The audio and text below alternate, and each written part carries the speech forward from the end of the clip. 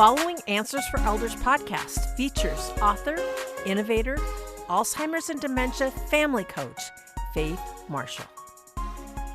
And welcome back, everyone, to Answers for Elders Radio. And we are here with the wonderful hypnotist, in a good way, Faith Marshall, who's also an Alzheimer's and dementia expert. And also Faith works with family caregivers.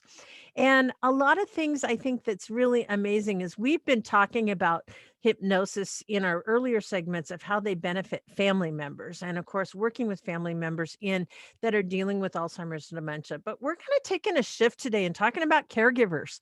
How many of us are taking care of a loved one? We're living maybe working a full-time job. We're trying to take care of our families. And I would lay you odds that a lot of you are putting yourselves last. I know I did when I was taking care of my mom.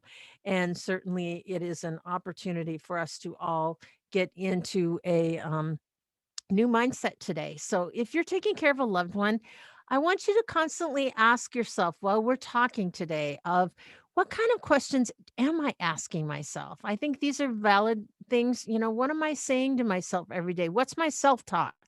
And so we're very privileged today to have Faith Marshall back. And Faith, welcome back to the show. Thank you, Suzanne. So Faith, we talked in our earlier segment about just kind of overall of what hypnosis does, and it's about self-talk.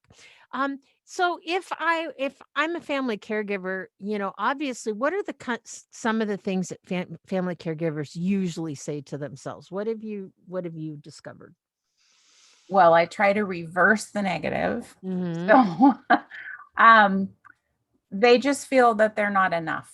So they're feeling like they can't keep up with the tasks at hand. Mm-hmm. It's like they're engineering and, they're domestic engineer. They're handling everything as well as the patient, meals and shopping and just all of the things and possibly working full time too and trying to do this. Yeah. And so they're trying to be everything to everybody and putting themselves last and being, super woman or Superman in certain cases. Yep. And I know that especially I'm going to say women tend to do this more themselves because a lot of us in our age group haven't had the positive reinforcement as children. We were taught in many cases not to be the achiever, not to be the superstar, but we were taught to be the sacrificial lamb. That was the type of, prototype that was given to you that, your worth is what you're going to do for other people. And I'm not saying that that's a bad thing, but also being mindful of your choices and feeling confident of the types of choices that you're making in your life. I think, to have that little refresher in your brain saying, this is most important to me, and I cannot give to somebody else from an empty vessel. So obviously, when you are caregiving someone, I bet the first thing you need to work with somebody is learn how to set boundaries. And isn't that just part of a natural tendency that people sometimes have a hard time saying no? Yes, we do have a hard time saying no, even though we can feel it. We can feel that we want to say no, but we're worried about disappointing someone, meeting someone else's expectations instead of our own. Mm-hmm. So I help people stand in their own power. Mm-hmm. First, they have to realize what their power is and what they really want, and then make their own choices as to what those boundaries are. Sure. And then embracing them. Mm-hmm. And it's okay. It's okay to say, no, I'm not going to mow the lawn too. This is enough. We're going to pay for that. Or my brother's going to come over and do it. So the significant thing that impacts all caregivers is fatigue. And there's one of my favorite hypnosis sessions is a power nap. So you can we can be hypnotized to the state of such calm that when we come out of hypnosis, we feel like we've just had a 4-hour nap when we just had a 20-minute hypnosis session. And Wow. it's way more healthy than those energy drinks or a Diet Coke or coffee or all the things that we tend to turn to at 2 o'clock in the afternoon when we're exhausted. Mm-hmm. And it's just a beautiful feeling to come out feeling like you took care of yourself for 20 minutes. And 20 minutes is huge for a It is caregiver huge. to feel that they are valued enough to take 20 minutes for themselves. Mm-hmm. Sometimes they have a hard time even fitting in a shower. So I know that it's really hard to dedicate that time, but when we can do it, it's so rewarding. And then the rest of the day Mm-hmm. benefits from it. Well, and I think one of the things you're talking about fatigue, but it's also about family expectations and certain record, grooves in our head of Right, how we have reacted to other types of drama within our family. right. And it's learning to disengage. There's dysfunctional, aspects in every family. Let's just be serious. It goes on. The difference is how we react to them. And, you know, I it's I alienated my family to a certain degree because I refused to triangulate anymore. Mhm. It's like if you have an issue with somebody, you need to go directly to them. You're not gonna tell me about something that somebody said or something. It's like, nope, I won't do that. I will not engage in drama. I had to learn that over Yes. time. Okay. But I realized these kinds of patterns that go on in families, talk about fatigue, they Mhm. weigh you down emotionally and mentally to the point where they're not healthy. And so, yes, we can have compassion for other people, but to understand that it's compassion and see them in their highest good, to hold them in as able to be able to handle their own lives. I don't have to take on their drama. And a lot of times I think what caregivers do is because we have that empathetic side and because we might be the closest one to a loved one or something like that, we tend to take on those things, those dynamics within a family. I mean, wouldn't you agree with that, Faith? Yes. Yeah. We've talked about in another episode about, the sibling rivalry that surfaces Yes, when yes. just dealing with a loved Mhm. one and them going into business with their siblings when they normally Yeah, wouldn't, they or wouldn't have taking started over this. the family business. It's like, Right. oh, all of a sudden it's like a power play and different things like that. Absolutely. Yeah, just because we're genetically connected doesn't mean we Mhm. all think alike, and it No. doesn't mean we have the same strengths. So, working with them, differently than through hypnosis, but it's about becoming a team. And if you can have that congruency and communication and harmony, it just becomes a much more effective team. And it's Mhm. really all about the loved one. Mhm. Mhm. Yeah. And so learning to make those healthy choices sometimes obviously takes effort, but I'm assuming in with hope hypnosis, it makes making those healthy choices easier. I mean, wouldn't that be Yes, in essence?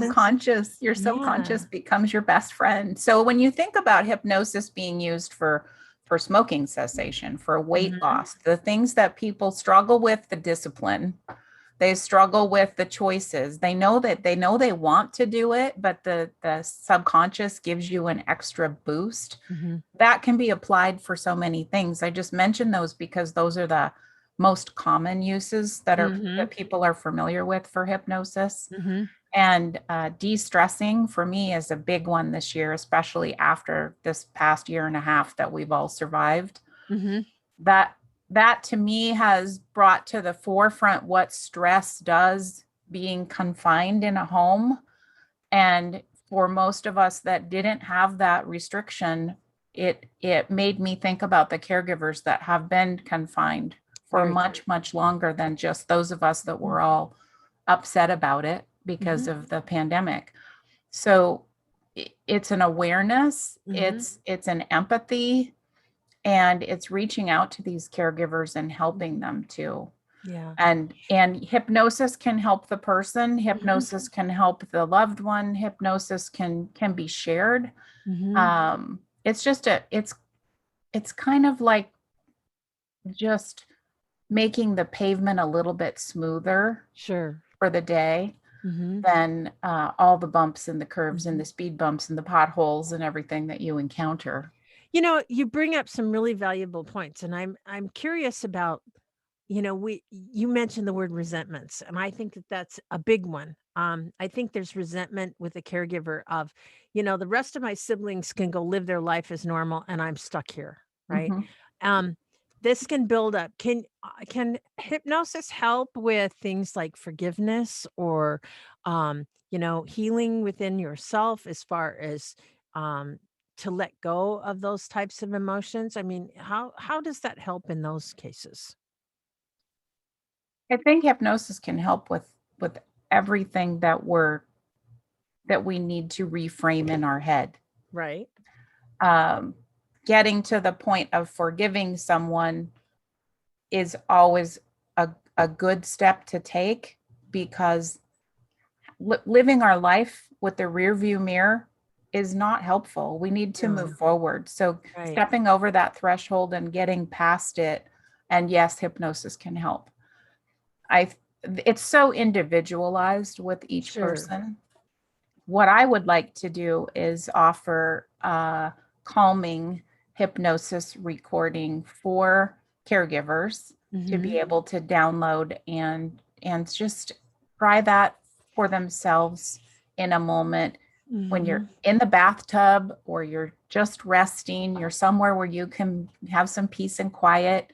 And my favorite is a beach hypnosis that I do, where you're walking on the beach and feeling the sand between your toes and just feeling Mm. that stress leave you through your feet. And if you think about that, if you just visualize the beach and you hear the waves and all of that, no matter what that chatter is, it's going to dissolve a little bit, and you can relax your shoulders and you can Mm. sink into that sand, even if it's a visual as if you are Mhm. on the beach, can still help. There's a lot of work that hypnotists do where you're actually connected with EEGs to the brain, and you can Mhm. see the brain activity changing Mhm. as these words are being spoken. It's Well, I amazing. want to I want to get into more of this in our next segment, but in the meantime, Faith, how do we reach you? You can reach me at awakeningshypnosisandcoaching.com. And I would like to offer a recording for you. So hop on there and I'll have that up for you to be able to download and just see how it makes you feel. Oh, that would be awesome. Thank you so much. And everyone, Faith will be right back right after this. We would like to thank you for joining us in this podcast. Faith is here to support you and your family on this journey. She will help you to come together in harmony, creating the best team in advocating for your loved one's care. So call Faith at 855 363 2484 to receive a $200 gift card just by mentioning that you've heard these podcasts. Again, that number is 855 363 2484.